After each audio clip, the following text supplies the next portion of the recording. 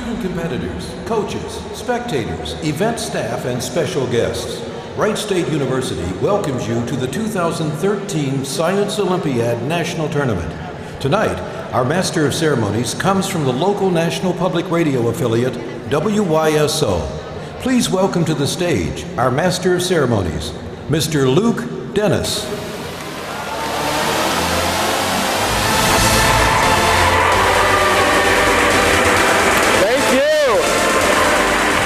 Thank you so much. Good evening, everyone. Welcome to the most prestigious science competition in the entire Western Hemisphere, the 2013 Science Olympiad National Tournament. Yeah.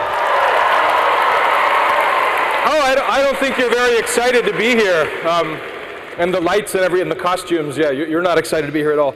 Today we have nearly 4,000 people gathering. Student competitors from 120 middle and high schools from all 50 states, and their coaches and their parents, event supervisors and support staff from Wright State gearing up for some very intense competition over the next couple of days. You have worked very hard to be here tonight, so this is where we do that thing where you give yourselves a round of applause. Good work. Congratulations.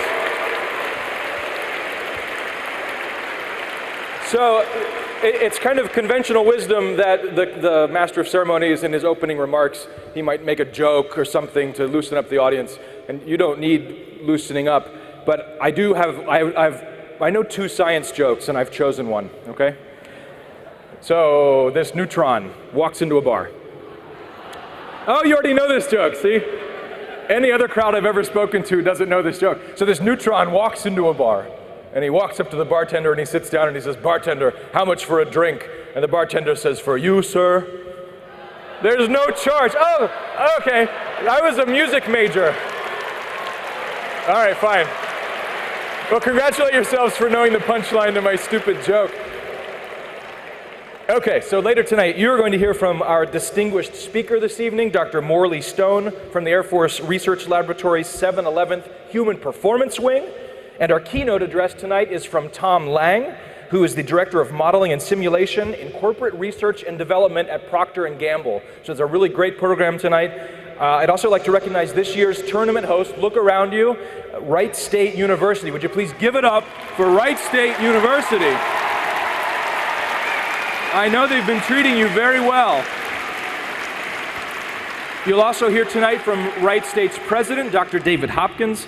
But before we get started with the speakers and the special presentations, we need to welcome our teams and the 50 states that they represent. It is time for our Parade of States. Yeah. I'm excited for this part. I would like to introduce Dr. Nathan Klingbeil, tonight's announcer for the Parade of States. Dr. Klingbeil is the recently appointed Dean of the College of Engineering and Computer Science here at Wright State. He has more than 14 years' experience as a teacher, a researcher, and administrator here at Wright State. He has been the recipient of the Ohio Professor of the Year Award, and he's led more than $5.6 million worth of research funding. Would you please give it up for Dr. Nathan Klingbeil? Thank you.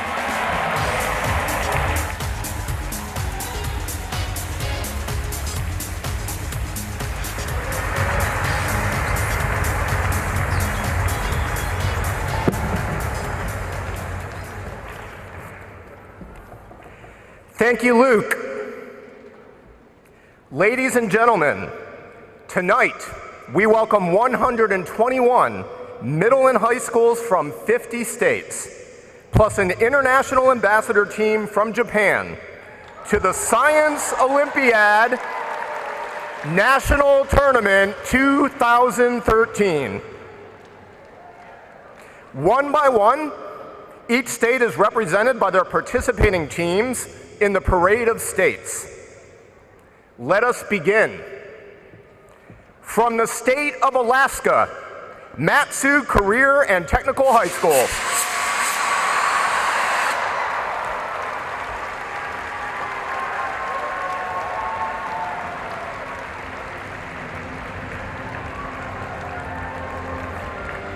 From the state of Alaska, Teeland Middle School.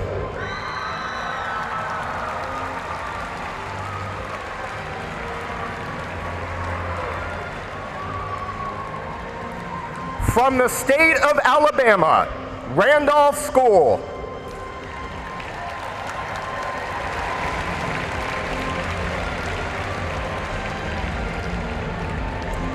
From the state of Alabama, Auburn Junior High School.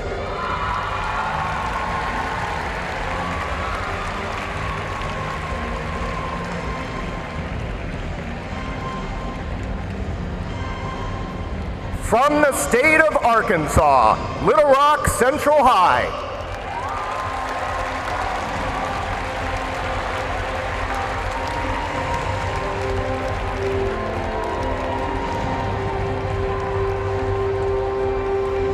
From the state of Arkansas, Lisa Academy.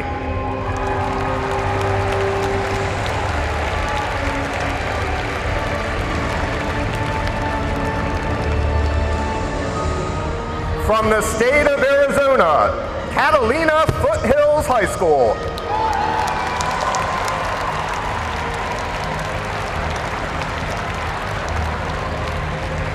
From the state of Arizona, Paragon Science Academy.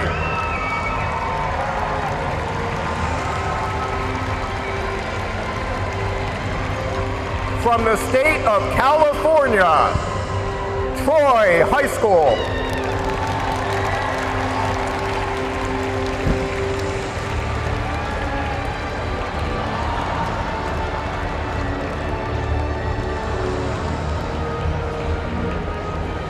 From the state of California, Muscatel Middle School.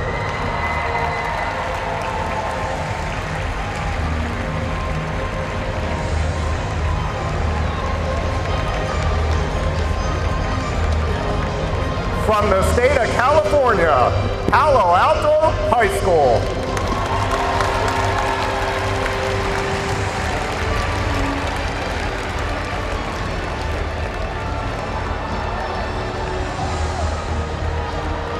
From the state of California, Winston Churchill Middle School.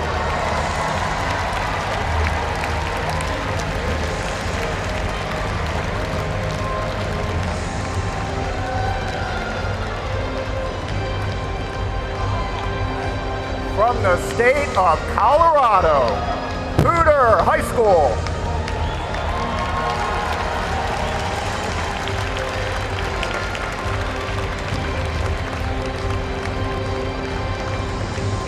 From the state of Colorado, Homeschool Science Colorado.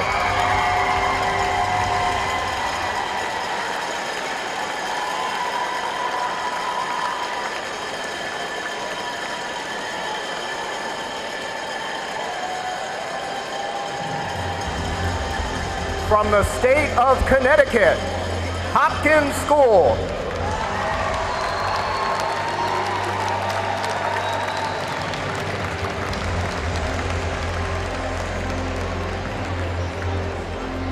From the state of Colorado, Preston Middle School.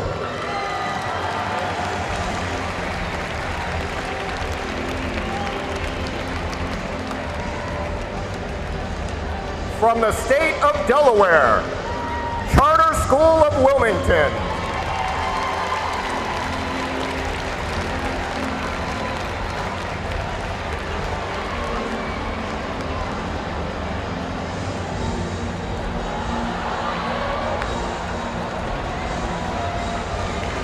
From the state of Connecticut, Lyme Old Lyme Middle School.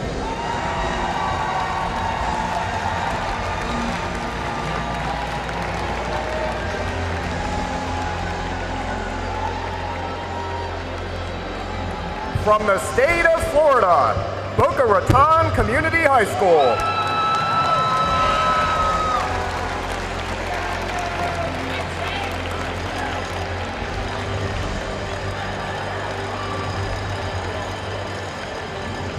From the state of Delaware, H.B. DuPont Middle School.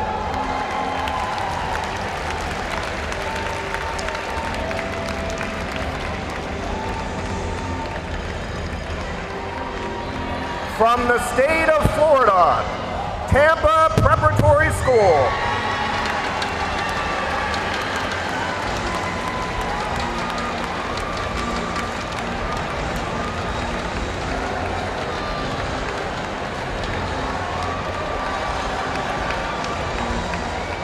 From the state of Florida, Trinity Preparatory School.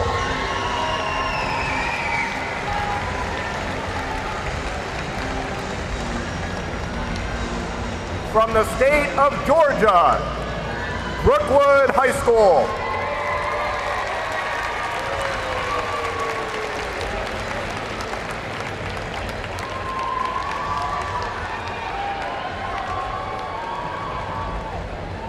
From the state of Florida, Orlando Science Schools.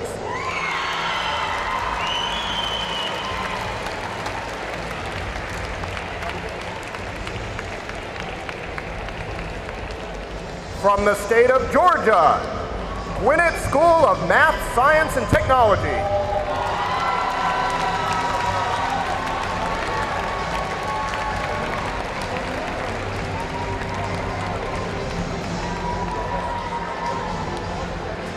From the state of Georgia, Dogen Middle School.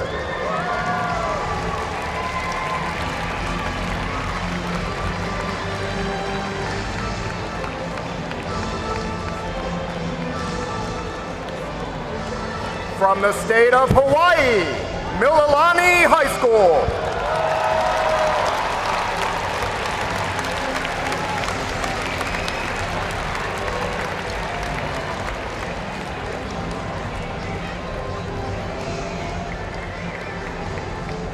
From the state of Georgia, J.C. Booth Middle School.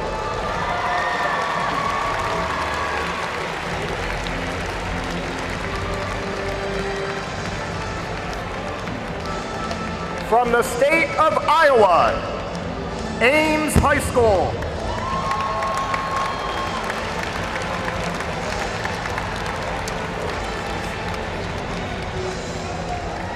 From the state of Hawaii, Highlands Intermediate.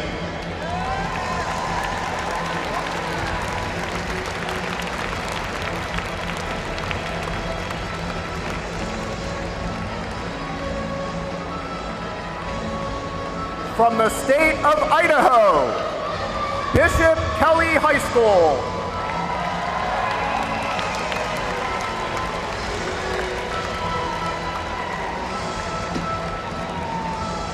From the state of Iowa, Mount Vernon Middle School.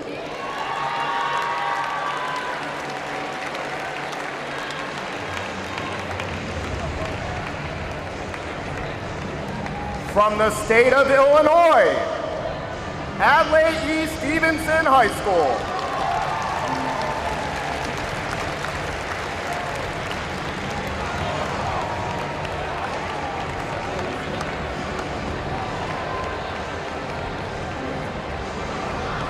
From the state of Idaho, St. Joseph's Catholic School.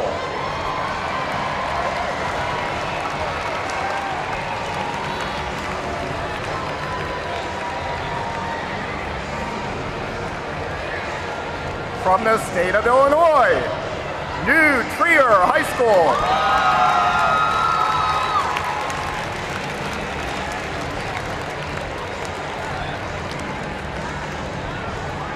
From the state of Illinois, Daniel Wright Junior High School.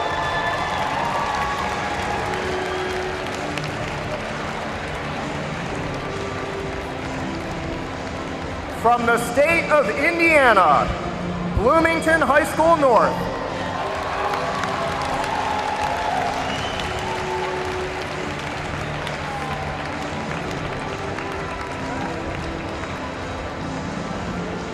From the state of Illinois, Marie Murphy Middle School.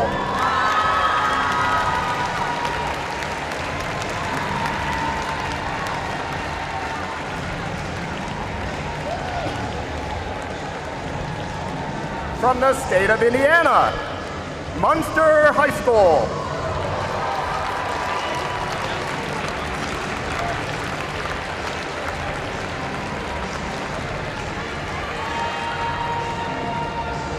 From the state of Indiana, the Stanley Clark School.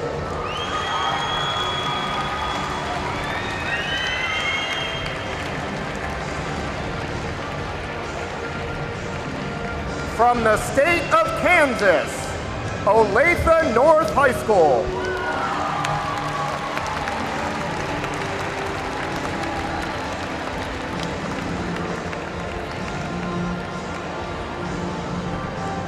From the state of Indiana, Thomas Jefferson Middle School.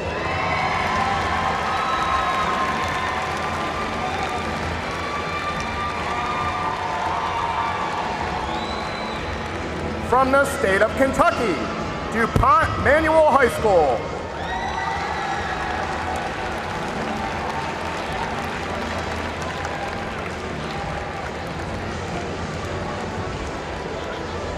From the state of Kansas, Leewood Middle School.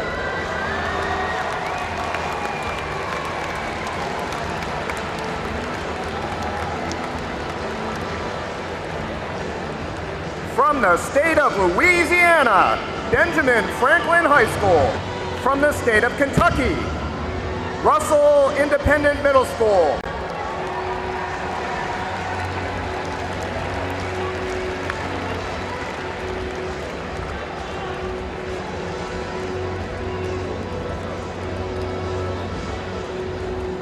From the state of Massachusetts, Acton-Boxborough Regional High School.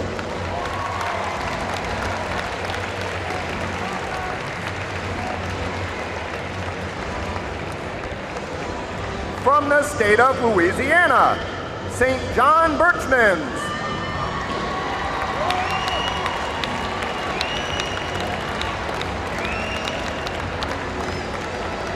From the state of Maryland, Centennial High School.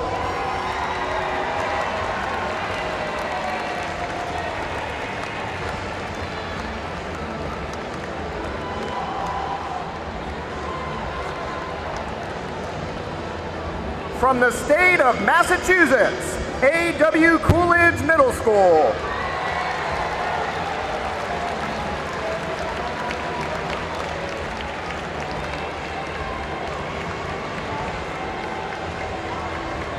From the state of Maine, Waynfleet School.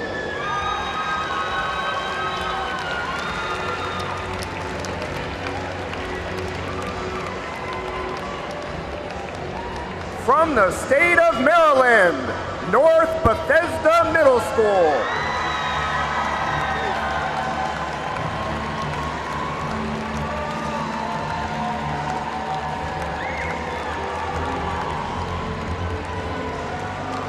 From the state of Michigan, Grand Haven High School.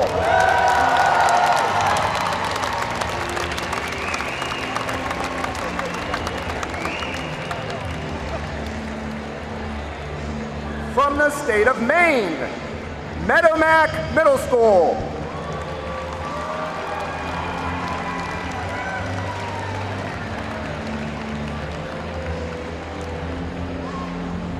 From the state of Michigan, Troy High School.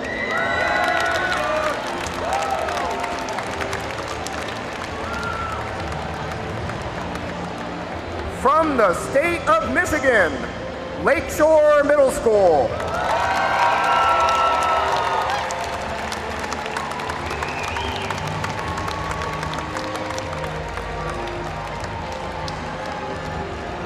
From the state of Minnesota, Mounds View High School.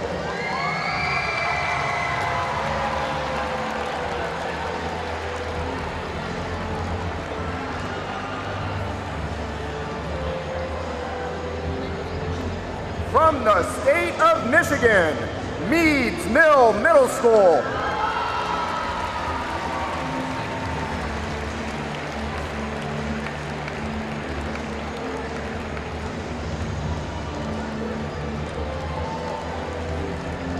From the state of Missouri, Ladue Horton Watkins High School.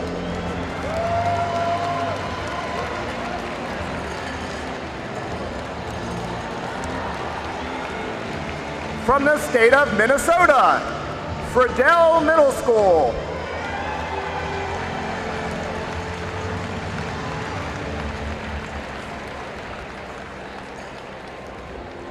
From the state of Missouri, Pembroke Hill High School.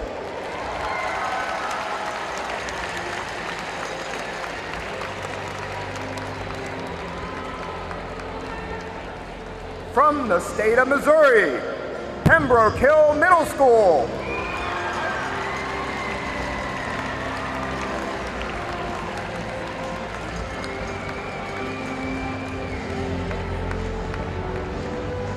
From the state of Mississippi, Oxford High School.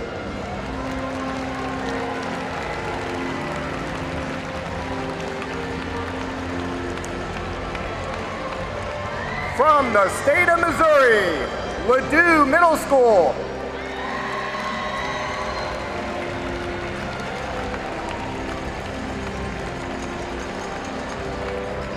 From the state of Montana, Billings Central.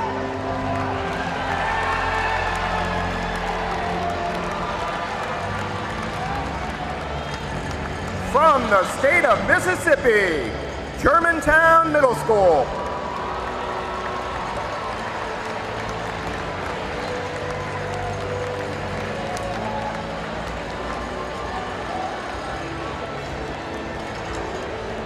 From the state of North Carolina, Raleigh Charter High School.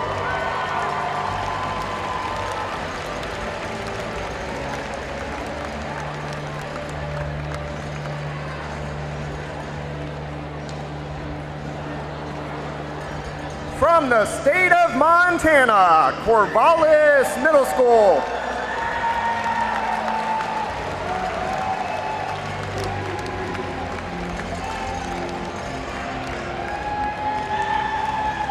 From the state of North Carolina, William G. Enlow High School.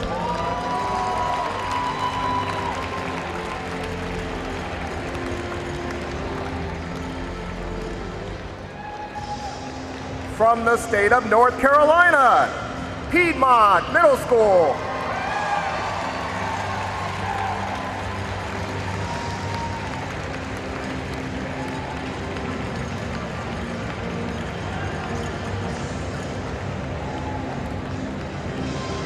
From the state of North Dakota, Bismarck High School.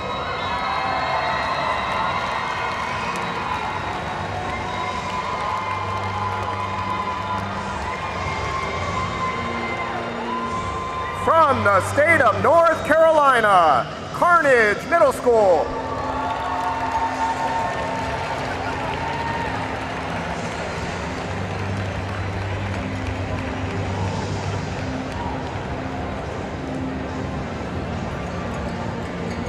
From the state of Nebraska, Lincoln Southwest High School.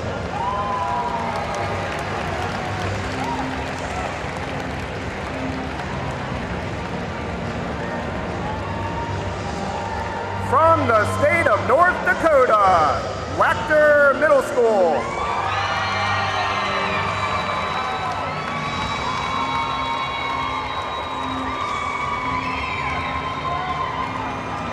From the state of New Hampshire, Merrimack High School.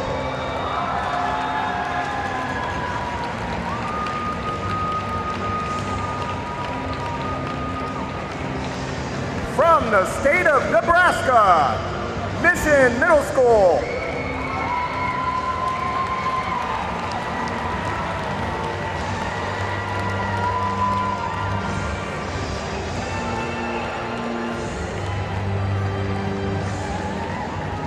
From the state of New Jersey, West Windsor, Plainsboro South.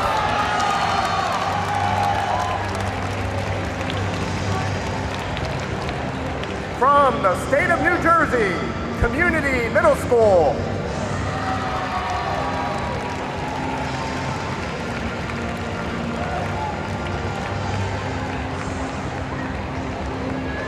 From the state of New Mexico, Albuquerque Academy.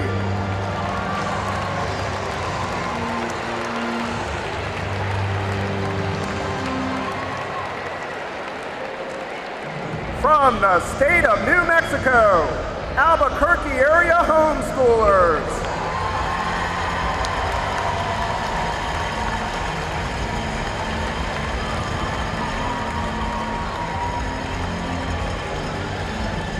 From the state of Nevada, Ed W. Clark High School.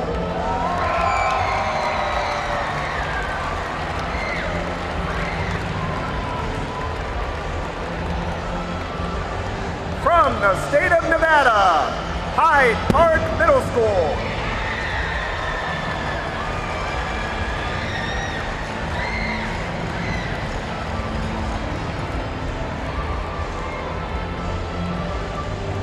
From the state of New York, Fayetteville Manlius High School.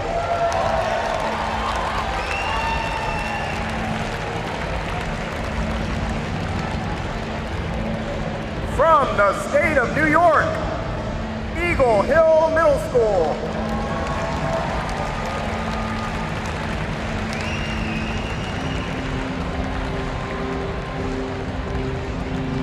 From the state of New York, Ward Melville.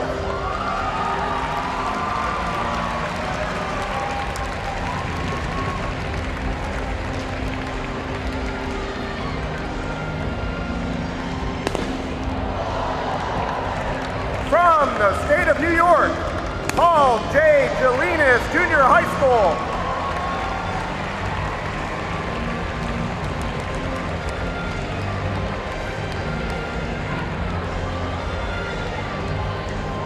From the state of Oklahoma, Union High School.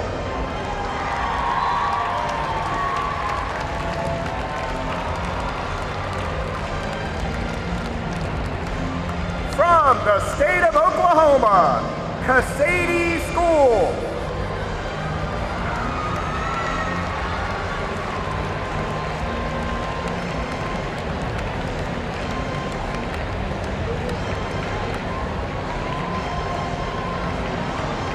From the state of Oregon, St. Mary's Academy.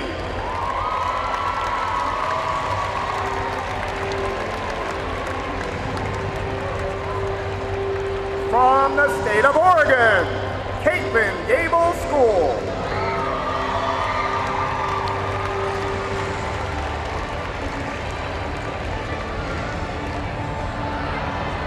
From the state of Pennsylvania, Harriton High School.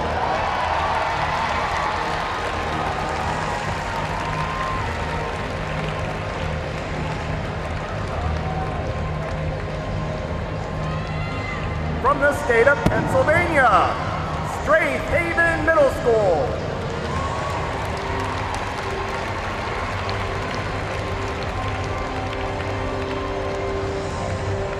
From the state of Pennsylvania, Pencrest High School.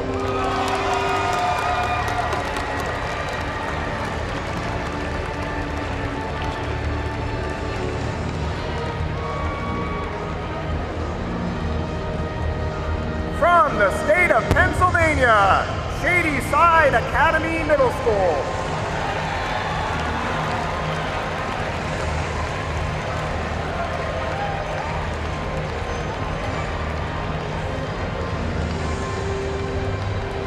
From the state of Rhode Island, Barrington High School.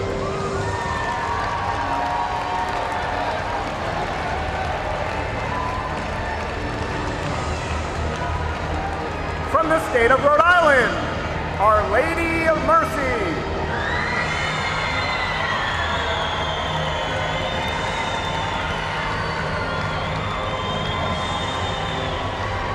From the state of South Carolina, Clinton High School.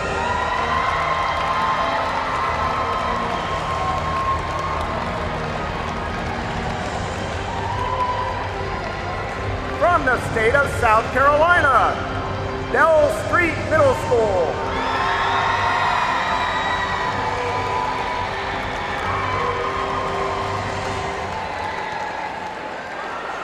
From the state of South Dakota, Brookings High School.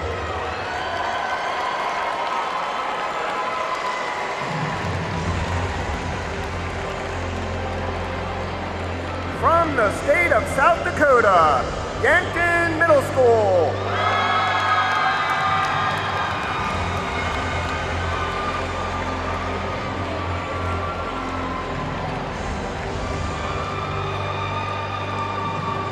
From the state of Tennessee, Montgomery Bell Academy.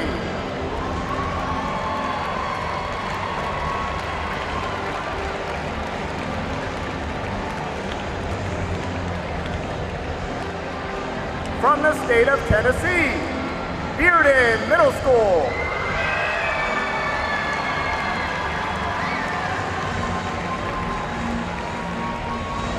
From the state of Texas, Seven Lakes High School.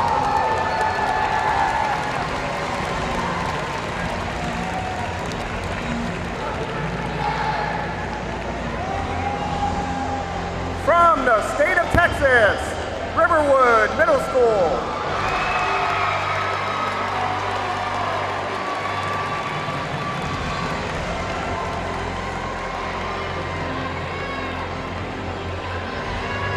From the state of Texas, William P. Clemens High School.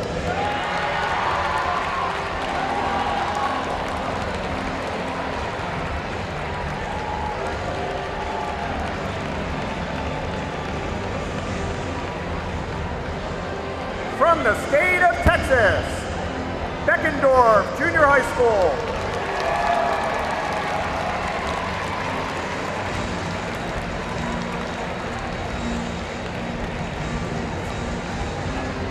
From the state of Utah, Davis High School.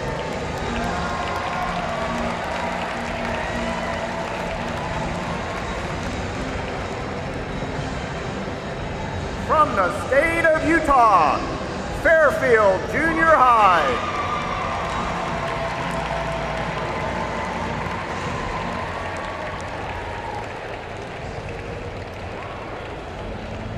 From the state of Virginia, Thomas Jefferson High School.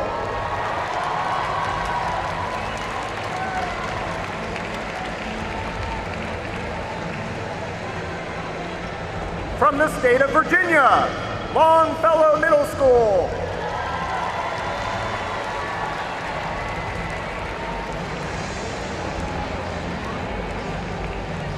From the state of Washington, Camas High School.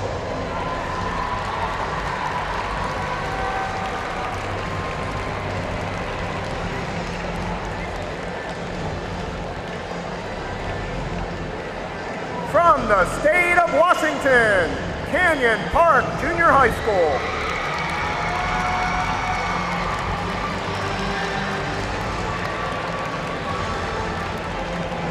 From the state of Wisconsin, Madison West High School.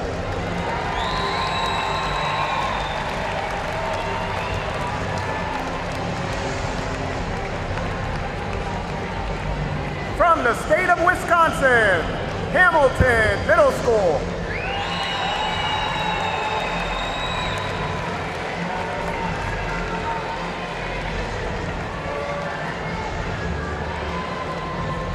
From the state of Wyoming, Campbell County High School.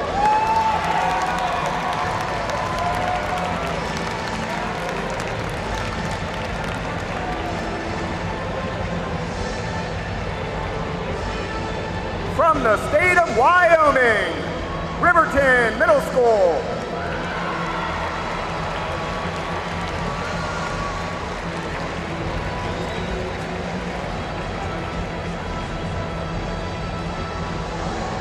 From the nation of Japan,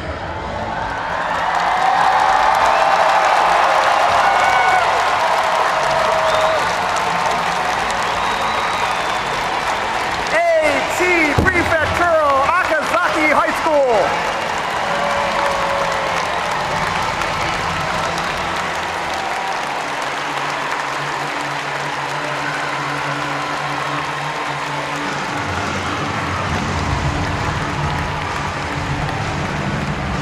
From the state of Ohio, Mentor Memorial Middle School.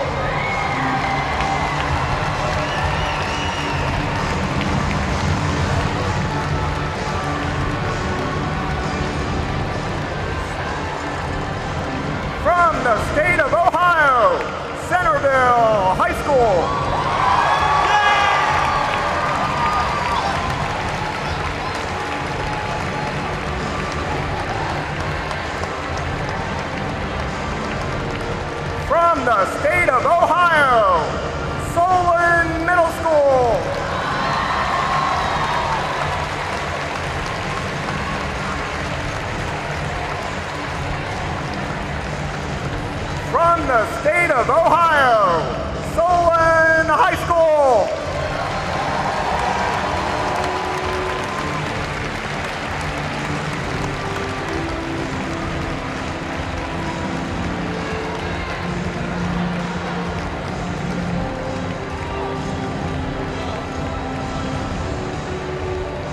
Let's hear it one more time for all the teams from all 50 states and one country.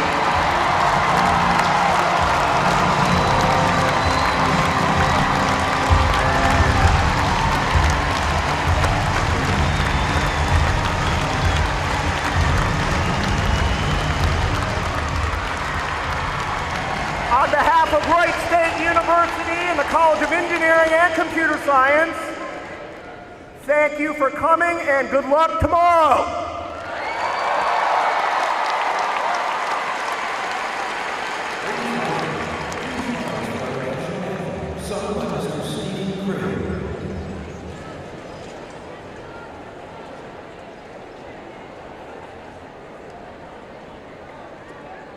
Oh, say, can you see by the dawn's early light what so proudly we hailed as the twilight last gleaming, whose broad stripes and bright stars through the perilous fight o'er the ramparts we watched were so gallantly streaming, and the rockets' red glare, the bombs bursting in air, gave proof through the night that our flag was still there.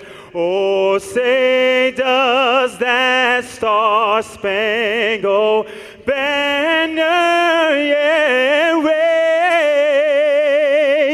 o'er the land of the free and the home of the brave?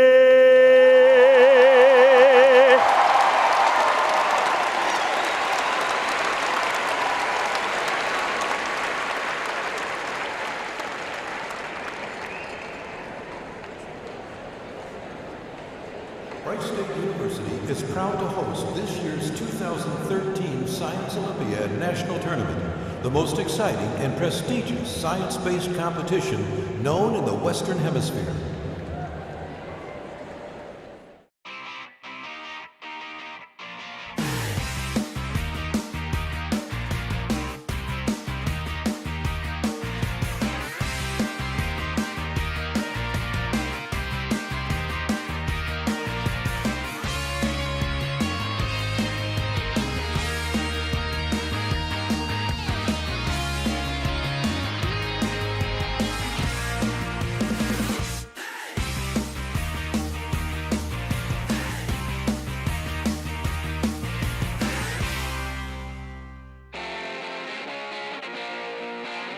In the early 20th century, aviation pioneers Wilbur and Orville Wright changed the world.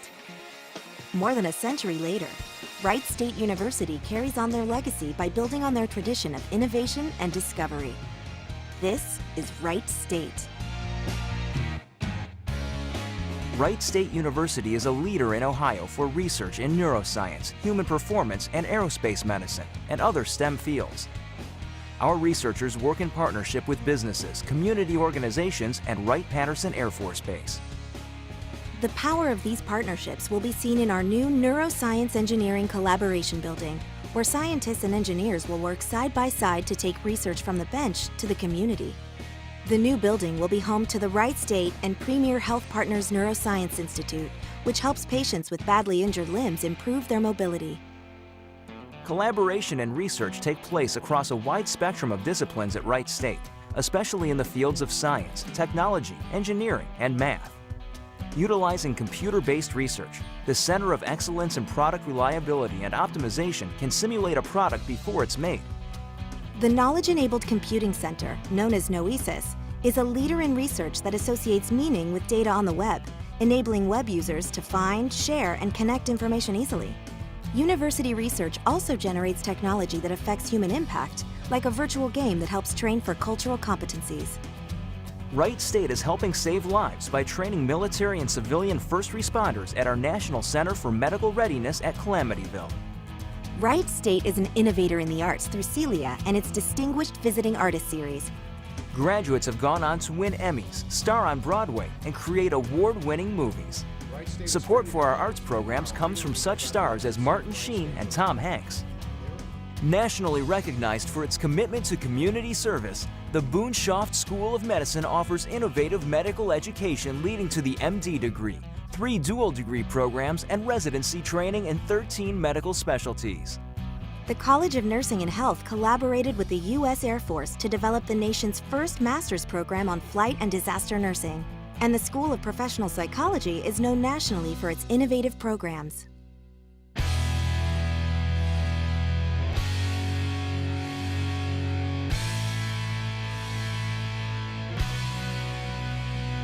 Wright State has been recognized nationally for its business, education, and community service programs, and for having a campus that's welcoming to veterans.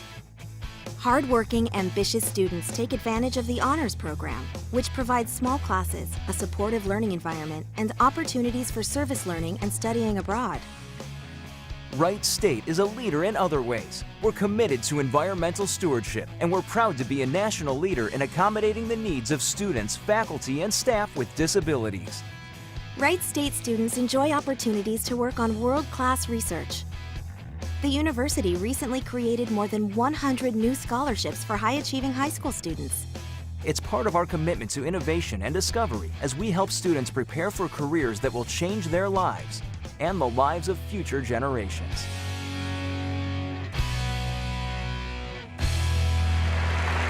Well,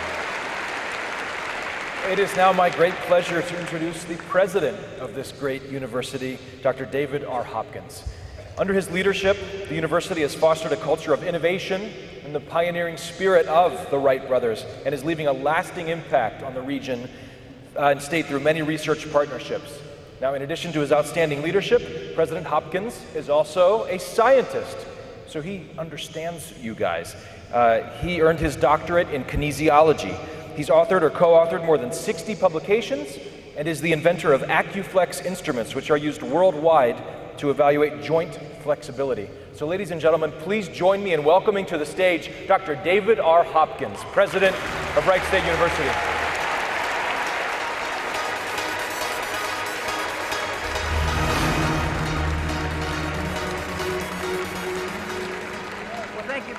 Luke, and good evening, everybody, and it's certainly my incredible honor to welcome you to Wright State University and this year's Science Olympiad National Tournament. And before I go any further, I hope you enjoyed our video. We worked very hard on that. Can we give everybody a hand that worked so hard on that video, please? And how about that national anthem? That was by Stephen, one of our really truly outstanding and gifted students at Wright State University. I think he's Mr. American Idol at Wright State. How about giving him a hand too?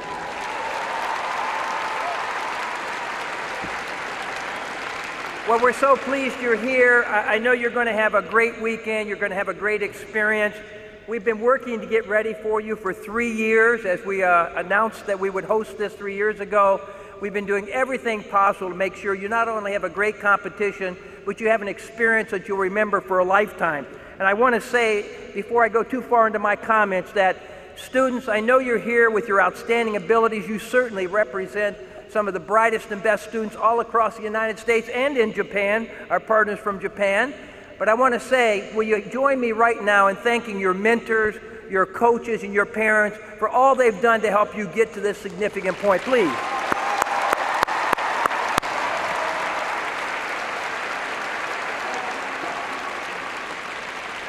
And I know we'll have a chance to thank a lot of people, but I would be remiss if I didn't start tonight by simply saying to the co-directors and the co-chairs of this amazing event, I want to just recognize them. We'll have a chance tomorrow night to say some more things, but would you please join me in recognizing C.N. Chalker and Terry Milio for all their fantastic work. Right over there, please.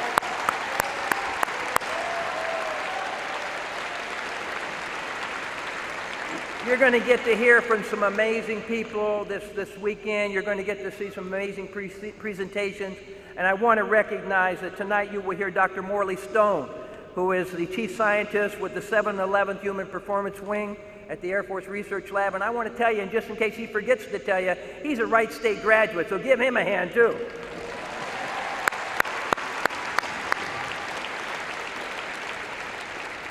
As you saw in the video, we're extremely honored to be named in honor of the Wright brothers. And when we think about the Wright brothers and we think about what they mean to our country, to the world, think about who are the most impressive inventors, innovators, entrepreneurs over the last 2 centuries, and especially in this country. You think about the Wright brothers, because what they did, they flew through the smoke screen of impossibilities. They taught us to fly and they changed the world. And they did that because they had curiosity and they had the courage to try things over and over. And so tonight, I want to welcome you to Wright State University in that spirit, because I want you to know at Wright State that spirit is alive and well, and we welcome you tonight in that spirit. So this competition, I wish you the very best, and I want you to have a grand time here at our home. Thank you very much.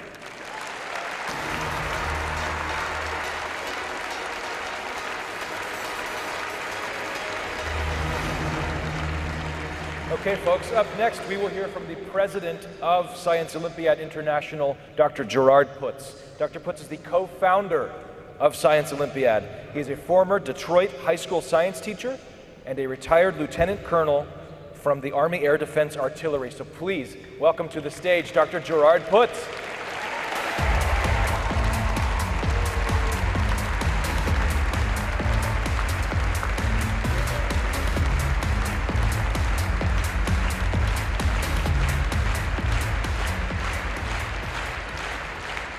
Thank you, Luke, and thank you, Dr. Hopkins.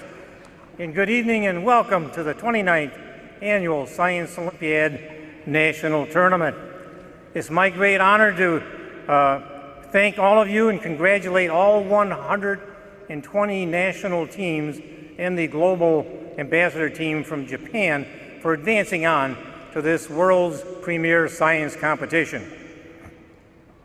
This weekend, however, it's not just a competition, it's a celebration of your hard work, your commitment, and leadership abilities in the fields of science, technology, engineering, and mathematics. Your thirst for knowledge and your curiosity, vision, and imagination constantly amaze us. From your local classrooms to the offices of global corporations, where many Science Olympiad alumni reside, and university research facilities, and for that matter, all the way up to the White House. There is no argument that the skills that you have mastered and have applied as a Science Olympiad team member are crucial to helping make this world a better place. Your talents are highly sought after by both university and corporate recruiters alike. Whether you're new to Science Olympiad or a seasoned veteran who started competing as early as grade school, elementary school, we hope that your Science Olympiad experience will inspire you to follow STEM-related science and technology careers and allow you to keep exploring and expanding your horizons.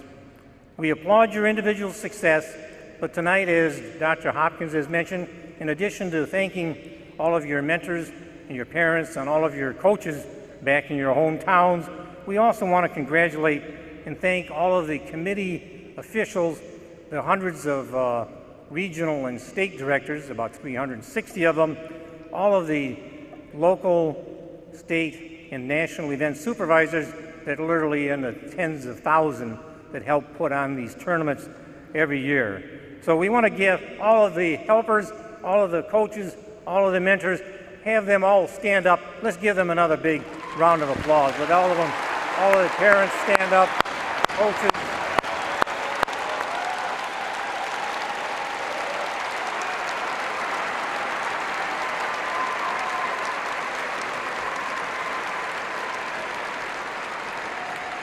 So I want to again congratulate and thank all of you for your tremendous dedication and commitment to science education, and hope everyone enjoys tomorrow's tournament. Thank you very much.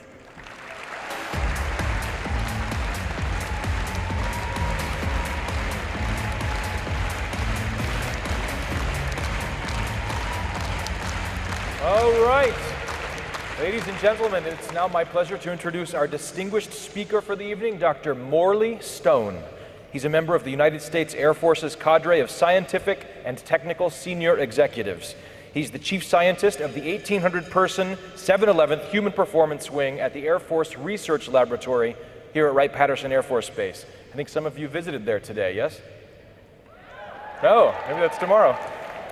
He's responsible for the technical direction of a broad, multidisciplinary research and development portfolio focused on understanding and improving human performance. He's also the lead scientist for all Department of Defense research for autonomous systems. So would you please welcome to the stage Dr. Morley Stone.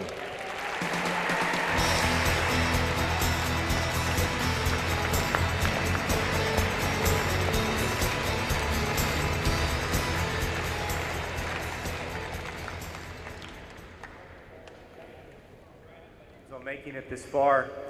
And also, let me also add my thanks to the parents, the teachers, the coaches for getting here to this point. What a fantastic accomplishment. And certainly welcome to my alma mater. This place is where certainly my journey started, and I'm very appreciative to this institution and what it has done for me and what it has done for this community. So if I could have the first slide, please. On behalf of the men and women in the Air Force Materiel Command and the Air Force Research Laboratory, it's my pleasure to welcome you to this event, because when it comes to events like this and STEM outreach, you can certainly count your Air Force all in. And in terms of investing in this future, to give you a glimpse of what we do, across the Air Force Research Laboratory, every summer, we host over 1,000 students within our laboratories, students much like yourselves.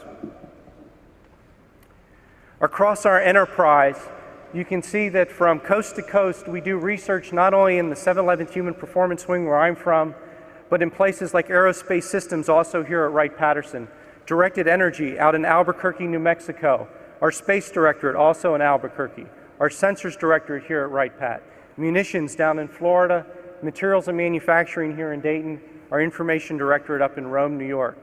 But the key thing across all the 6,400 scientists and engineers that we have that conduct research across these incredible technologies, you see that almost 3/4 have master's, PhDs, or MD degrees.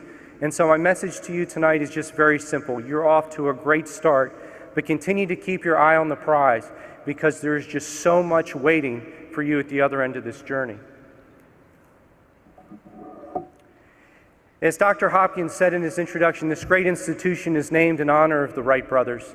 Our namesake over Wright-Patterson Air Force Base also shares this name to honor their amazing contributions to the field of aerospace over 100 years ago. Their DNA still lives in what we do in the incredible work that our scientists and engineers perform every day. What I'd like to do is I'd like to show you just a brief glimpse of the future that we anticipate coming when it comes to things like human performance, medicine, and you'll see just many of the advances that we're working on. So if you would, please roll the video. Reaper 1, on station.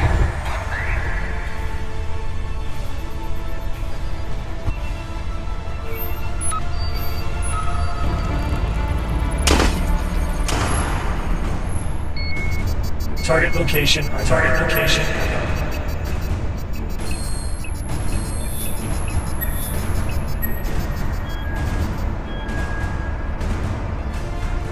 Physiological display.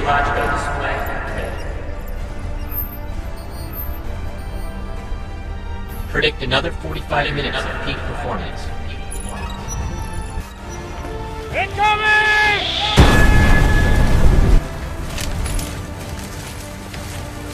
Hey sir, how you doing?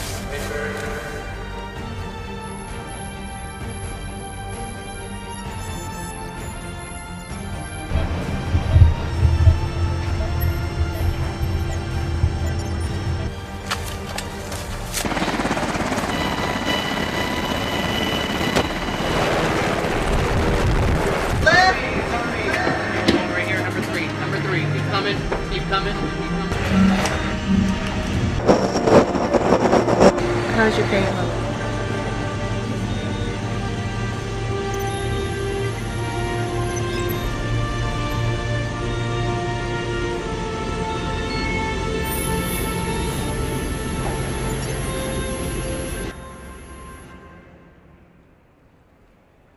So in that brief glimpse,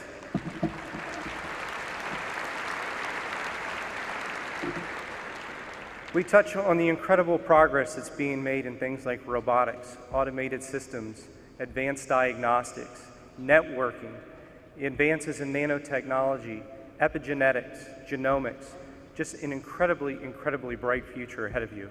And it's just such an exciting time to be part of the science and engineering field. No other field I can think of which you actually get to have an active part in creating the future, and it's such an honor to do so. So just a few words in terms of you get ready to embark as you leave this place after this weekend's competition and continue your advancement in science and engineering. Always seek to become multidisciplinary. You are training now for careers that don't even exist yet. And there's just no telling the types of future that's going to rise out of this multidisciplinary effort that so many fields are experiencing right now. Engage in lifelong learning because of this aspect that there are so many careers yet to even be birthed that you'll be working on 10, 20, and 30 years from now. And have the passion for your research, and to always remember to just have fun in what you engage in, because this really is such a privileged occupation to be a part of. In closing, I'll just leave you with a quote that exists in a statue on the campus of United States Air Force Academy. And it said that man's flight through life is sustained by his pursuit of knowledge. You are well on your flight through life in the knowledge that you are gaining today. Godspeed in that journey.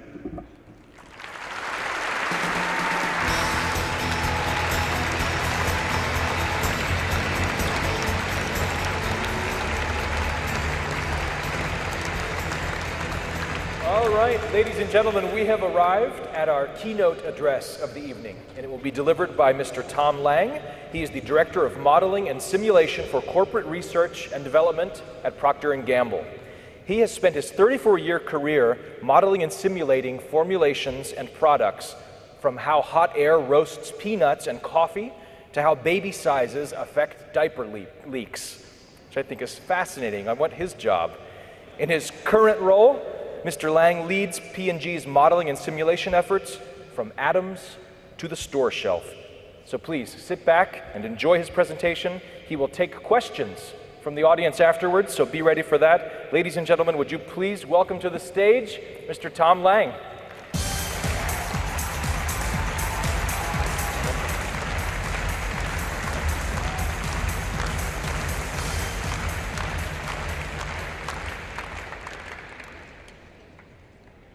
A baseball player, when they finally make the majors, is greeted in the clubhouse with a phrase, "Welcome to the show." As I witnessed our beginning tonight, my statement to you is, welcome to your show.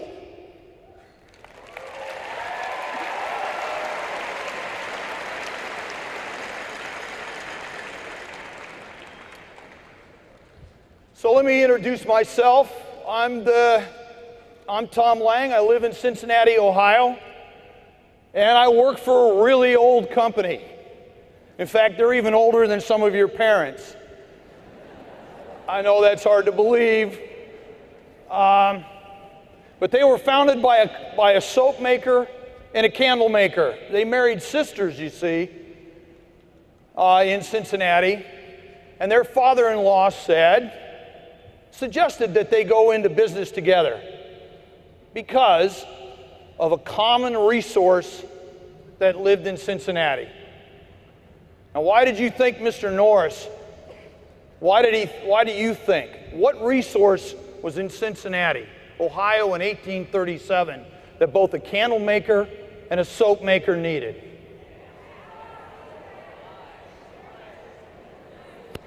Pigs! Pigs, hogs. It was the country's chief packing center for hogs. There was a lot of hog fat. You see, we were green even back then. We made candles, which made light, and we made soap out of pig fat. There were herds of pigs traveling the streets in Porkopolis. Well, it turns out that in spite of that image, P&G's lifeblood is innovation. In fact, one of their son, James Norris, who was the son of Mr. Gamble, he was a chemist, and he actually came up with the recipe for ivory soap. And that's one of the oldest brands that we have in our company for sure. But we set up one of the first research labs in 1890, and what was unusual about that is this was in the era of inventors. And now it turns out P&G didn't understand one thing back then. You know, we made candles, which made light, and we made soap, which makes clean. And I'm going to talk more about clean later. Right? Your parents probably wish that I would talk more about clean later, and I will, I promise. But one of the dynamics of selling, what we didn't realize was we sold light. Thomas Edison, not much different than you all as competitors in age, was a telegraph runner back and forth between the corporate offices and our candle plant. Do you think that had some influence, seeing all those candles? Thinking about, well, maybe electricity someday can replace that and be better. So it turns out we sort of settled into soap. And innovation became our lifeblood. So 100 years after our founding, we still made mainly soap. Now we cleaned different things, but we made soap. And then only 20 years after that, we started to dabble a little bit in foods with Crisco, which was also a fat, but now it was a vegetable fat that replaced pig fat, and also peanut butter. But we also started to clean hair, and we cleaned teeth. So it turns out, even as when I was born, we were still predominantly a soap company. Now it turns out today, this is our brands today. These are the things we make. Hopefully, some of you have some of these in your house. Hopefully, some of you may have even used some of them before today. And if you didn't, the person sitting next to you wishes you had.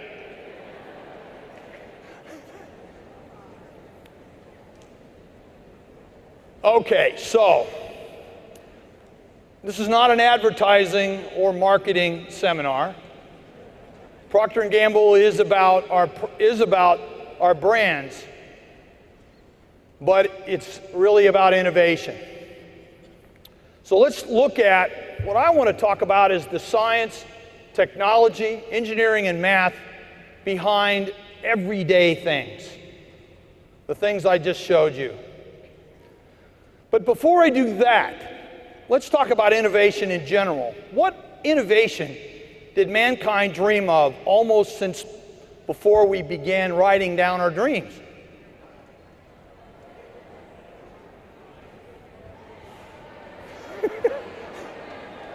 We wanted to fly, right? We wanted to fly. Leonardo wrote sketchbooks full of things that, you know, using nature, to fly. So, how many of you know who Otto Lilienthal is? Not many. We're not at the Otto Lilienthal Center. Otto was a German who was very important in the history of flight. Because after learning, he taught us how to fly, but he died in his kite.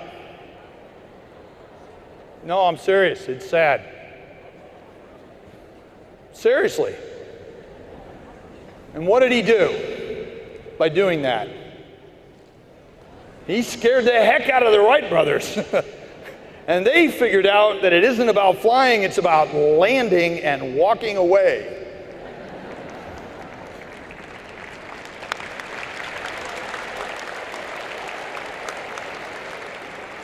Now, Now, what neither of them were thinking about at the time was transportation.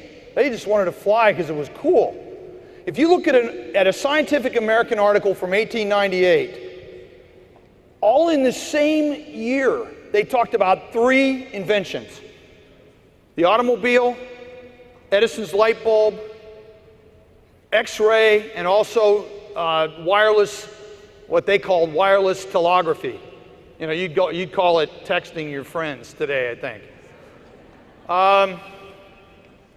And in that same journal, their big invention was the Trans-Siberian Railroad, and we could now go around the world in 33 days. There was no mention of flight. And our friends from Japan today, I know, came here on an airplane. And they did not take 33 days. So these bicycle makers, it turns out, after not wanting to die in planes, wrote the Smithsonian in 1899 and said, how do you fly? You know, what do you know about flight? In 1901, they built a glider. They flew it in North Carolina, and they found that wings didn't have enough lift. They could not control it, and they also said that man would never fly in their lifetime. Now, everybody tells the story about flying in the machines, but what is often not told and available to see right here at the Air Force Museum is wind tunnels and the test equipment to test wings. You see, they had notebooks. They did calculations. They did predictions. They did models. They said it didn't have enough lift. What are we going to do? So this is the beginning. This is engineering. Turns out this is the beginning of what I do for a living, even today. Because when they finally got there, they became the first to do a powered, piloted flight in history. So we talked about planes, and I'm going to skip an entire, 80 years, and let's talk about rockets for a second. So why is rocket science so hard? Somebody once said to me at P&G, making diapers is not rocket science. So one of the things I want to do is get this to play. There we go. They said making diapers isn't rocket science, and I went and asked some rocket scientists, and they actually thought making diapers looked harder. They'd rather stick to rockets. But one of the comments here is, why is it so hard? And there's one word I want you to remember, and I'm going to repeat it a lot of the way through what I'm going to talk about today, and that is contradictions. In engineering and science, there is something called contradictions, and this is one of the problems with rockets. You need to actually set off an explosion with the fuel, but not blow up the rocket. You need the rocket shell to be strong but light. Those are contradictions, and that's what makes science and engineering so cool. And it turns out there's rocket science behind everyday things. Those contradictions are as important to me when I'm trying to make life a little better for a lot of people. And it comes in the form of, I'll show you here, if you will. We're going to talk about contradictions like materials, engineering of equipment and processes. And even though people think Procter & Gamble is about brands, all that does is get you to try it. Whether or not toilet paper works, diapers don't leak, caps don't break, is because of contradictions. So we talk about materials. Materials have to be strong but soft. Even when they're wet, they have to be strong. They have to stretch but not break. You see the words? They have to break but not tear.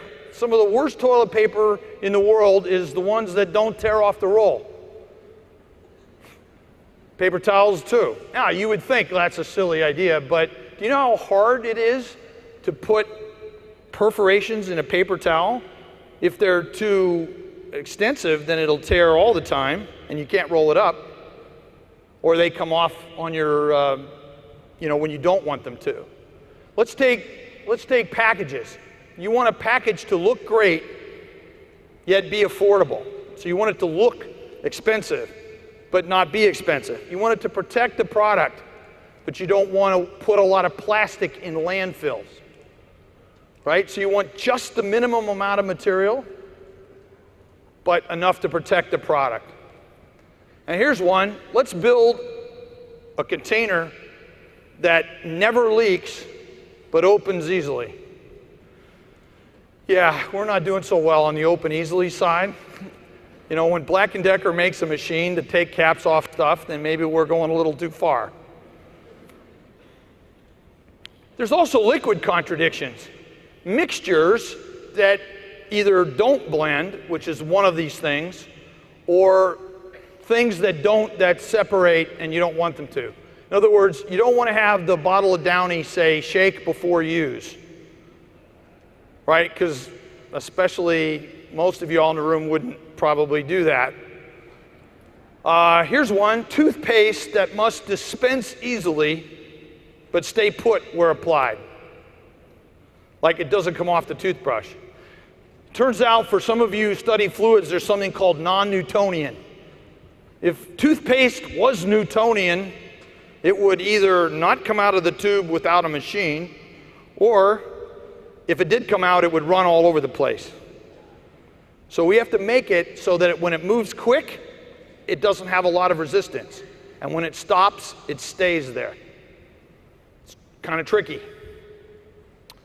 There's one other thing that we have to deal with besides contradictions, which is somewhat similar, is scale. And there's a lot of ways to make $1 billion. One way is to make one submarine and sell it to a government.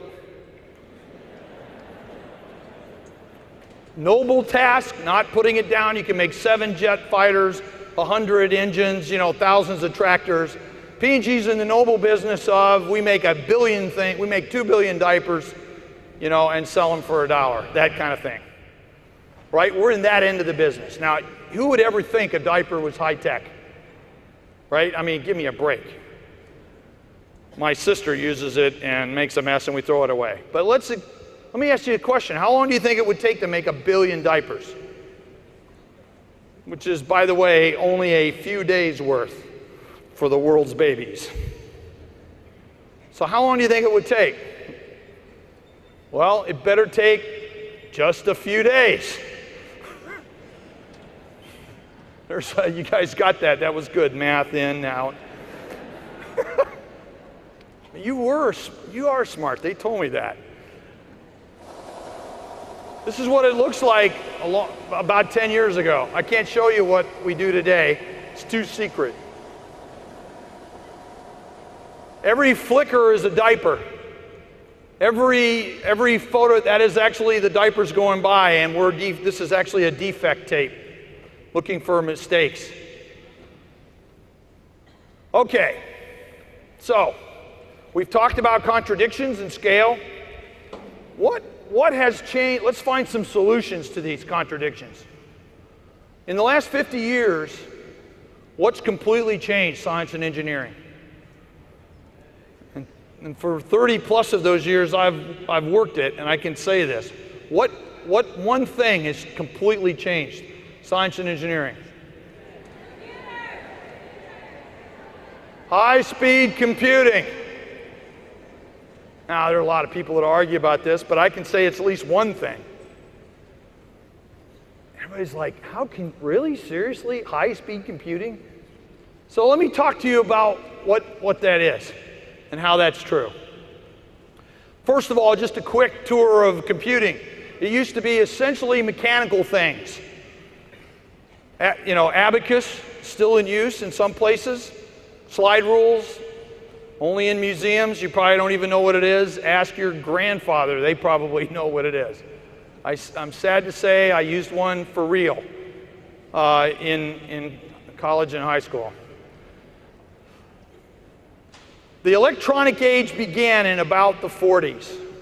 And there were names of my favorite computers: Colossus, ENIAC, my favorite's UNIVAC. Now get this, this is a computer that had 5,200 vacuum tubes, weighed 29,000 pounds, cost $1 million then, which is, you know, add 2 zeros to that today. But essentially those were used for, I'll call it accounting, keeping track of tables of numbers. The first generation ended. Our friends at Scientific American are back with the transistor, and in very short order. In 48, they talked about it, and in 51, they already said it was going to replace all vacuum tubes. And with it came the second generation of computers. And I'm going to introduce a graph to you guys and a term. How many of you have ever heard of the word flop? You know what a flop is? Yeah, it's my favorite word, actually. It doesn't mean what I'm doing here, but it does mean this. Floating point instruction per second. Right? So if you were going to do calculations by hand on a calculator, how fast could you do it? 2 times 2 times 4 times 6 times 8, and hit the buttons. Those are kind of like that. So in 1960, we had not even crossed 1 million floating point instructions per second yet, 10 to the 6th. But the computers that were doing that looked like this, and they started to have boring names now, like the 704 and the 730, and then later, you know, the 650 and so on. Now, software started to emerge, and you started to hear the word like Fortran. Have you all ever heard of Fortran? You know, it's a programming language that's still in use, because there's just nothing faster than it to do some calculations. So also CFD, computational fluid dynamics, began at this time. The third generation gave away from transistors to integrated circuits. Started at Texas Instruments. Unix, the operating system, you guys heard about this? Right? These are archival old words. 69. And then the microprocessor, the thing that you guys probably really like, which is in 71, and the PC was born. 1977. And now it's all the way through a lot of our consumer electronics. But it turns out it also made its way into high performance and high speed computing. So the Cray 1 was in 1976 at Los Alamos. And it is still not even at 1 billion instructions. It's, you know, solidly crossed the 10 to 100 million instructions, or floating point instructions, but it hasn't even reached 1 billion yet. And it turns out if you plot this graph over time, we get some new words. We go from giga to tera to peta to exa. My favorite is after we do deca, which is kind of boring, we get to Yoda. Some people pronounce it different, but I think Yoda is fun. But this is where computers are really, really fast now. So now the important question is, how fast computers? I haven't answered that question yet. So let's get back to that. All I'm telling you is that in my lifetime, computers, in my working lifetime, computers have gone 7 orders of magnitude, 7 zeros in speed. And so what are we doing with it? Well, I'll just say at Procter & Gamble, simply put, we virtualized the entire world. Up on this screen are simulations of diapers, of a bronze shaver falling on the bathroom floor, of tanks mixing, of bottles conveying. All of these things you know, one of the things about my job is I'm the head of make-believe, right? Only the difference with these simulations are these simulations' purpose is to do experiments that are very expensive to do in the real world. So this is the challenge that we have. This tank, for example, that's mixing right now, that tank is about 10 feet diameter and about 15 feet tall. And if I'm trying to figure out if toothpaste is going to mix in the next 30 minutes, it would be very disappointing to have to clean that out if it doesn't work. And so I would much rather simulate that experiment rather than do it. A bottle is also harder to make and test than you might guess. But let's close up with one story. So I want to talk to you about an everyday thing called dirty clothes. You guys have any dirty clothes? So how many of you guys in here do laundry for yourself? Really? You lie. Our research says 90% of you, are done by your mom. But okay. So let's define some contradictions for formulating. Let's do this like an engineer. What's the problem for formulating clean? So here's what I got to do. I got to remove a stain but protect fabric. I can remove stains. I just bleach. Turn everything you have white. I can also put holes in it and get rid of it completely. So I've got rid of the stain. What's your problem? So that's one problem. So let's talk about the science of that. This is actually a simulation of a drop of stain on, that drops onto fibers. We actually build a computer model of the fibers itself. And we talk about how that penetrates the fibers. Turns out this is a molecular dynamics simulation showing how surfactant, fancy word for soap, is carrying away little bits of the red. You'll see a little bit of red get carried away. The green is the fiber. So this is actually, a computer allows me to model all the molecules and model the behavior of those molecules with the materials. It's something that we cannot photograph, the molecules that are that big in this simulation, you can't see in any instruments right now. Certainly not dynamically. So there's another thing we got to do is how you do your laundry.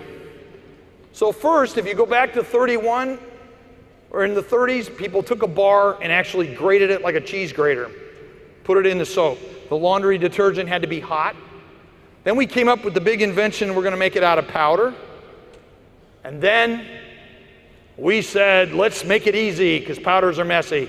We're going to put it in a tablet called Salvo. Let me show you the commercials from Salvo.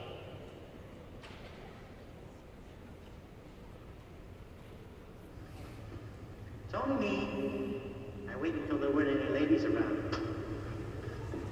Got some personal items. In they go. Plus the rest of the clothes. No bleach with this wash. If you bleach all the time, it could be you're not getting enough cleaning power from your detergent. But Procter & Gamble's new Salvo gets clothes lots cleaner looking with lots less bleaching. So, just 2 Salvo tablets. Low Suds Salvo is fortified with whiteners, water softeners, more cleaning boosters than any powder detergent. All for about 3.5 cents a tablet, and no spill or waste. See, not even a wife could get things looking cleaner. That Salvo gets clothes lots cleaner looking with lots less bleaching. Get new Salvo, a fortified detergent, please. Well, I'm glad you liked it. Nobody else did. But so then we tried a slightly different advertisement. It's wash day for Mrs. Gordon Wade of Cincinnati, Ohio. Her problem, greasy wash. dirty wash, muddy wash. When you've got washed this dirty, there's only one way to get it clean. The bomb, the dirt bomb. Introducing Salvo's Dirt Bomb. Here's a cup of the most powerful detergent. This much more cleaning power is concentrated in a dime's worth of new Salvo, the ultimate weapon in the war against dirt. I tried being nice to dirt with creamy liquids and fluffy powders, but now I use the dirt bomb and blast dirt to smithereens. Does that sound cruel? Well, what's dirt ever done for you?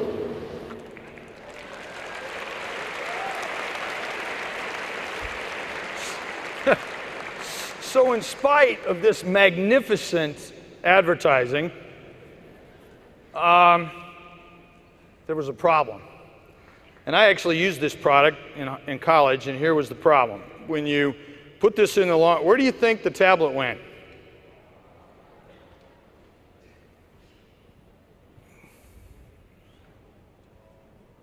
Went in the pocket of your jeans. In other words, it didn't dissolve. It didn't dissolve. It actually came apart. I mean, it didn't come apart. It was stuck in your pocket. So here's what's worse. When you folded up the laundry and put it away, you'd get this, you'd put it on about 2 days later, and out would come this tablet. So in spite of the advertising, this product didn't work. It failed because it didn't dissolve. And in fact, we kept trying to work on unit dose, and in '86, we actually had a product that went to the test market called Cheer Power Pouches, which was some paste. Same idea though, dissolves quickly and completely, and guess what? It did do that. We just couldn't make it for anything rational in cost. In other words, it was like 3 times what a normal laundry detergent was. And because of that, this product never went past test market. So it turns out we continued to work on detergent, powder, which we made it concentrated. Then we worked on liquids, made them concentrated. And it turns out if you make stuff in liquids, this is one problem, right? This happens in Walmart. People are very unhappy.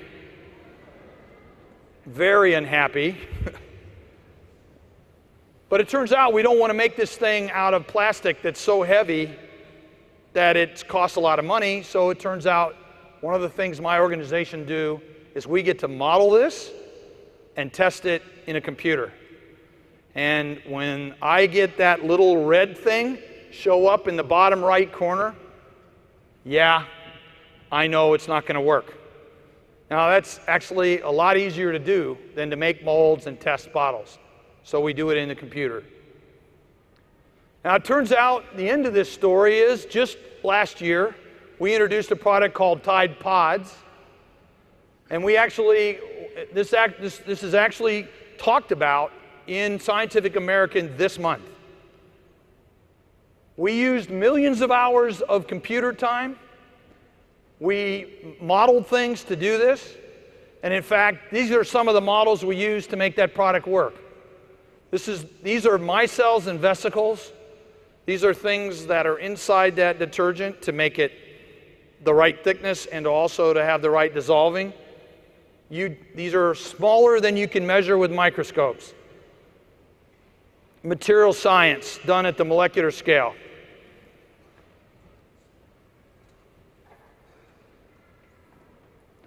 So we also had to handle the pods. We had to dump them into bins. We had to dump them into containers. We had to manufacture them in the plant. We had to make sure that when they got squeezed, they didn't break.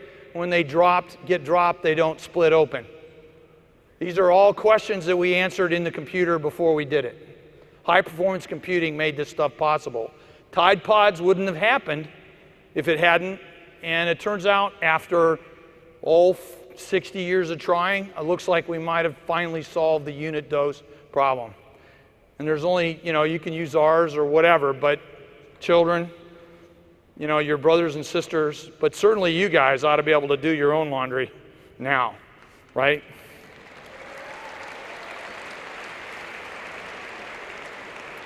So let's wind this up. We talked about innovation.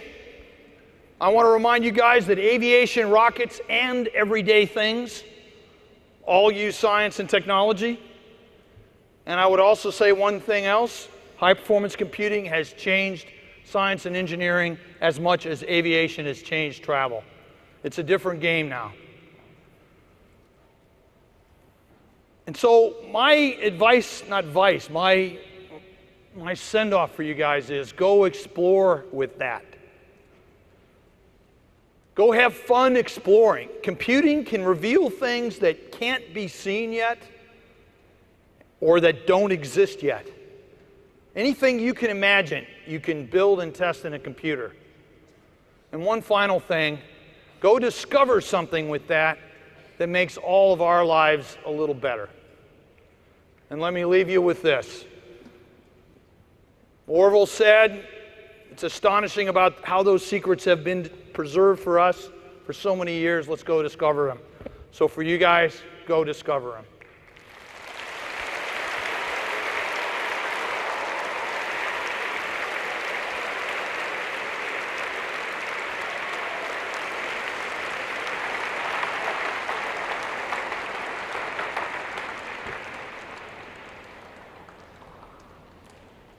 So now I think I'm going to take a few questions. Hi, where is the largest supercomputer located and how much did it cost to build it? Where's the largest? So there's different definitions of this, but I was at one of them yesterday, which was in the state of Illinois at the National Center for Supercomputing. And its name is Blue Waters, and it's one of the largest computers that is not related to defense. So it's called Blue Waters. How much? You also asked how much did it cost to build? Double-digit $1 million, and there's some argument about that also, but we're gonna stick with that. Double-digit $1 million. All right? Thank you. You're welcome.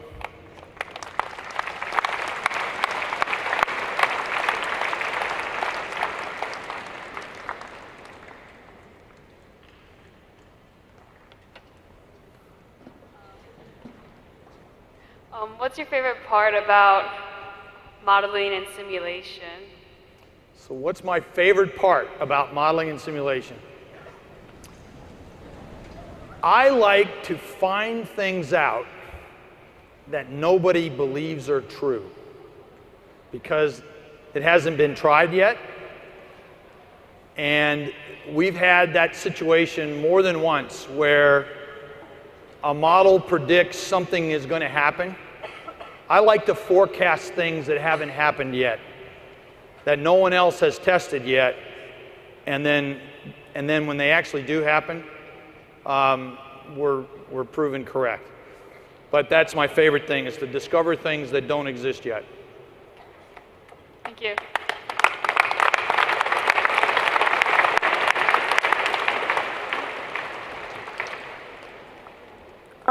One of the speakers earlier said that a lot of us are going to go into careers that haven't existed yet. And you yourself said that when you started out, computer modeling was very young or it didn't exist. So what was it like to kind of maybe go out from college to like a really new career, and then how did you kind of adjust throughout the years? So how was it like for me to start when modeling and simulation sort of didn't exist? So in a funny way, it did exist. It was just really, really slow and painful, right? But we did it anyway. The first simulation that I did for Procter & Gamble was roasting peanuts for Jif. And it took me 6 months to just hand plot the points on graph paper and work out the lines.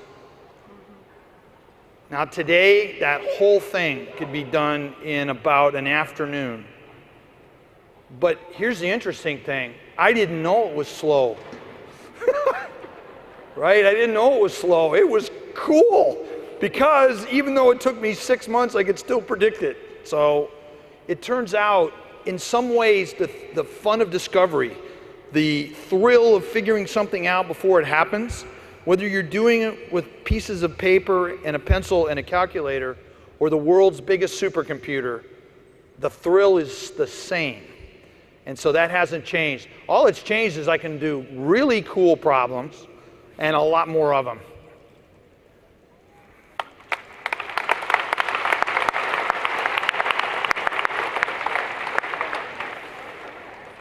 Go ahead. What has been your favorite project, and what project do you think had the biggest impact on the company or even the world? Those aren't the same answer. What's my favorite project and what projects had the biggest impact? My favorite project was doing the modeling and simulation for making chocolate chip cookies in a factory.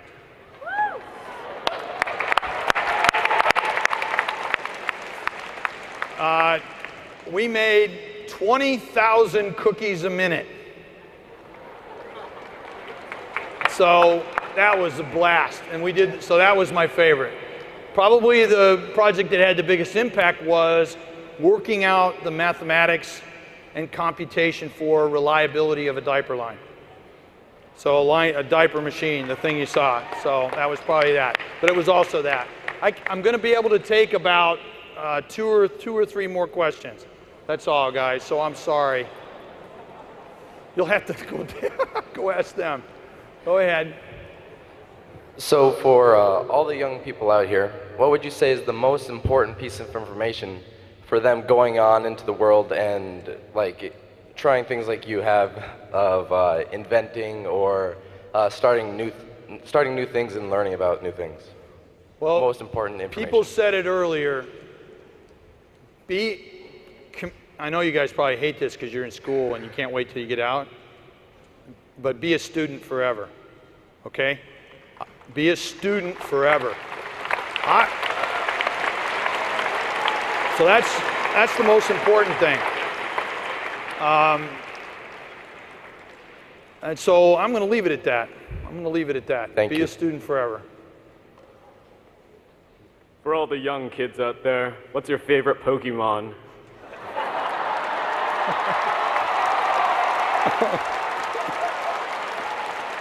Oh, man. Okay, so come on, guys. I mean, I have a grandchild that's 4 years old. I don't know any Pokemon.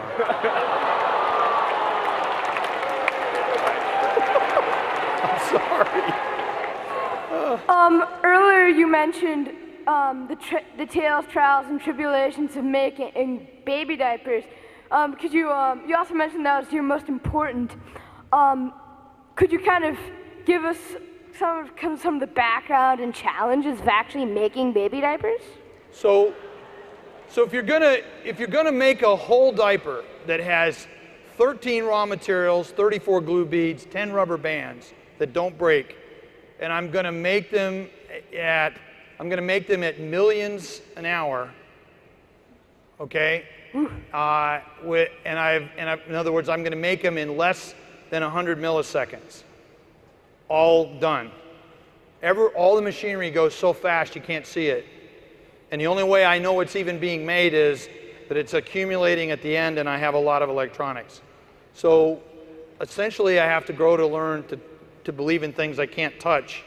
And science and engineering, technology and math allow me to do that. So hard problems in industry all look like that.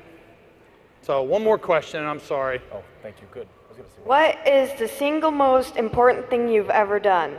Oh, gracious. Oh. What's the single most important thing I've ever done? Well, you're going to hate this too. It's probably find my wife.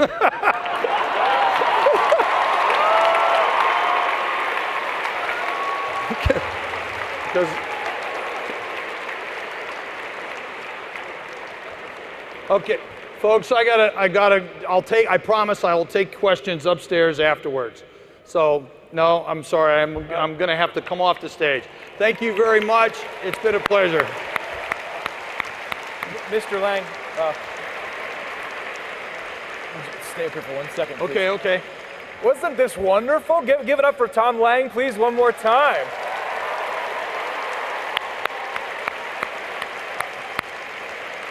I know that you're here to compete, but you're going to go away inspired. Dr. Hopkins and Mrs. Chalker, I would like to welcome you back to the stage because they would like to present you with a gift, Mr. Lang, for your contribution. And after the gift, Mrs. Chalker is going to lead you through the pledges. So, thank you. So, Tom, I'm right here. First of all, first of all, I want to thank him. Join me once again in thanking Tom for that amazing and wise wisdom prayer. Thank you, Tom. He's gazing at a special gift we have for you, Tom, from Wright State University, and I know you know this, but we're very proud to have the archives of the Wright brothers, everything that they ever did, every original publication, every original presentation, manuscript, mechanical preparation, and what we have for you is a replica of the original from our archives of the mechanical drawings for the original Wright B flyer. So Tom, on behalf of Wright State University, please. Wow.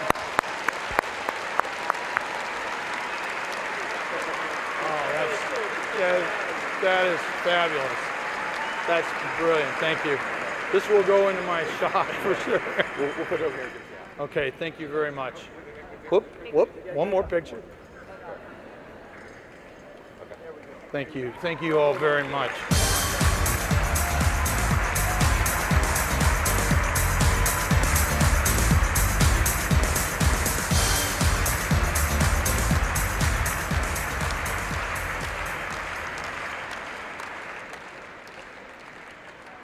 Thank you, Tom. Thank you, Dr. Hopkins. Before we begin the pledges, I have some unfortunate news to relate to all of you. We found out yesterday that Josh Robinson, a competitor from Tampa Preparatory Academy, unexpectedly passed away earlier this week. The team came in his memory, and they are going to be competing. And we'd like to observe a brief moment of silence for him right now.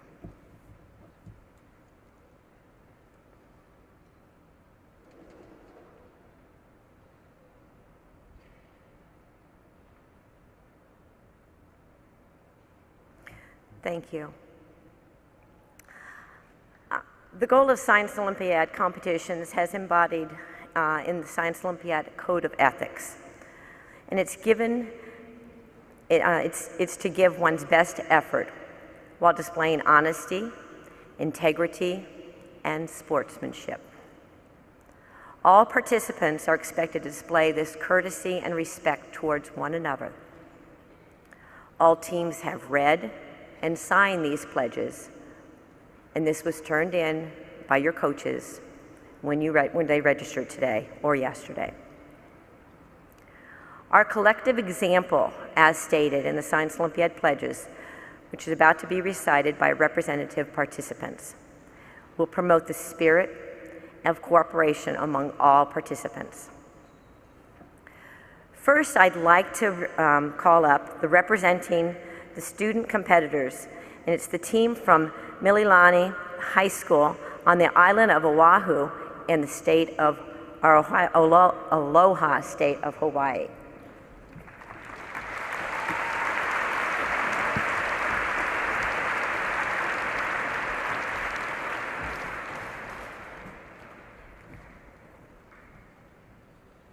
I pledge to put forth my best effort in the Science Olympiad Tournament and to uphold the principles of honest competition. In my events, I will compete with integrity, respect, and sportsmanship towards my fellow competitors. I will display courtesy towards event supervisors and tournament personnel. My actions will exemplify the proud spirit of my school, team, and state. Thank you.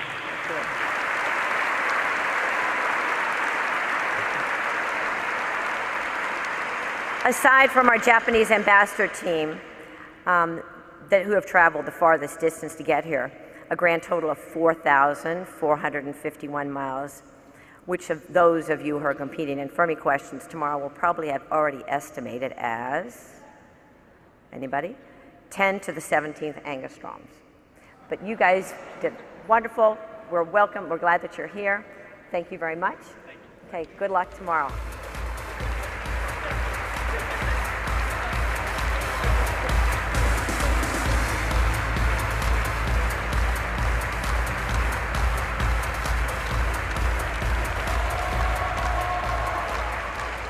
Next, we have representing the coaches, Donna Ross and Drew Kirian, both from Solon teams.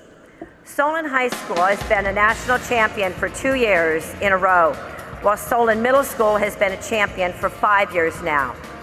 Both Donna and Drew will be retiring this year and have created an amazing legacy with the numerous students they've coached over the years.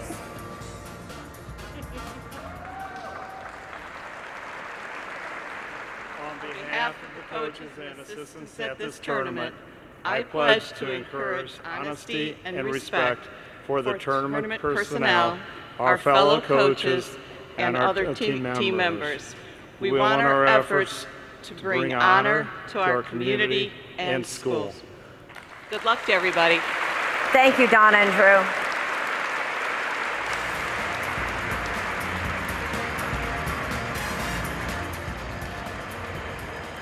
And now, representing the parents, are some parents from Teelan Middle School in the last frontier, who I assume is going to be enjoying the 80-degree weather we expect tomorrow. Their home local weather forecast calls for a 60% chance of snow and a high of only about 40 degrees, which those of you competing in meteorology tomorrow might want to make note of. On behalf of the parents and spectators, I pledge to be an example for our children by respecting the rules of Science Olympiad, encouraging excellence in participation and investigation, supporting independence in design and production of all competition devices, and respecting the decisions of event supervisors and judges. Our examples will promote the spirit of cooperation within and among all our participating teams. Thank you, Teelan. Thank you, Teelan parents.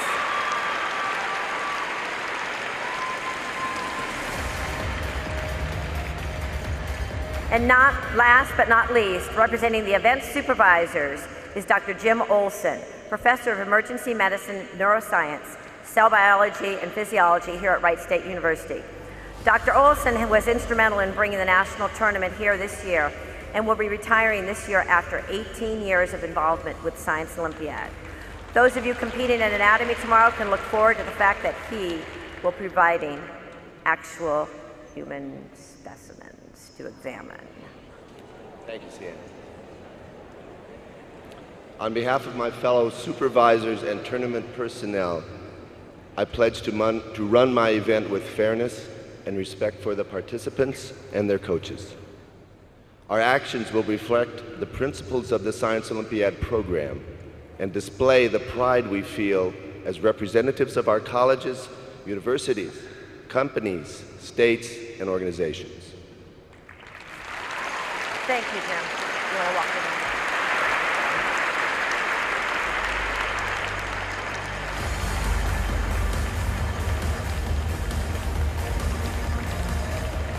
Okay, ladies and gentlemen, I know that the students and coaches in the room are just beyond excited for tomorrow. For the past 29 years, the Science Olympiad has led a revolution in science education. What began as a grassroots assembly of science teachers is now one of the premier science competitions in the country. Spectators, you are encouraged to visit the events that are open to the public tomorrow. You can find a listing of those events in your program or online on Wright State's website. So, We will now begin the coaches meeting, and for student competitors, it's the swap meet. Yes.